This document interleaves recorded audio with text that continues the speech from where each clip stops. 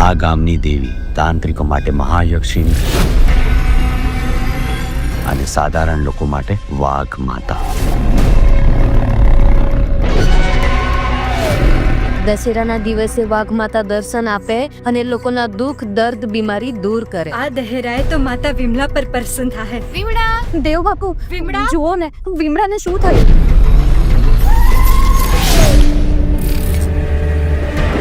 આ દેવબાપુ કોણ છે? દેવબાપુ આ જંગલના સાચા સેવક એમ સમજો સાહેબ. દેવોની ભાષા જાણે અને સેવા કરે નિસ્વાર્થ ભાવે.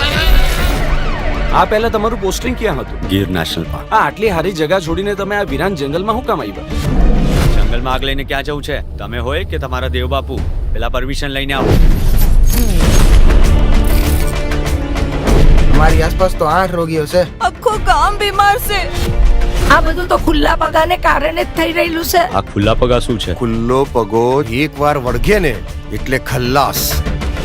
આપણે શ્રામગાન કરીશું. એમાં શું કરવાનું હોય? વાઘ માતાનું આહવાન અને એની આરાધના. આ જંગલમાં ક્યાંય વાઘ છે? એટલે હું આવ્યો ત્યારથી રોજ રાતના મને વાઘની ત્રાડ સંભળાય છે. મને બધાની ચિંતા થાય છે. મારે તમારી વિદ્યા શીખવી છે. તને શું થયું બેટા? સામે પર તે બધાને ખુલ્લા પગા કરી રાખેલા. શ્રામગાનની તૈયારી કરો. બધી વિધિનો સમય નજીક આવી ચૂક્યો છે. દશેરા આવે છે.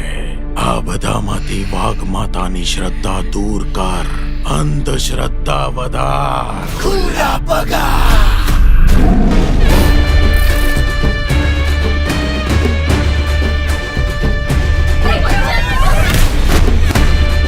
માં કઈ કહી રહ્યા છે?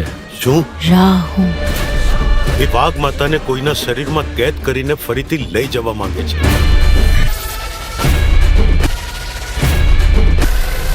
તમારું અહીંયા આવવાનું કારણ આ જંગલની દેવીને બચાવવાનું નિમિત્ત બનીને આવ્યા છો તમે.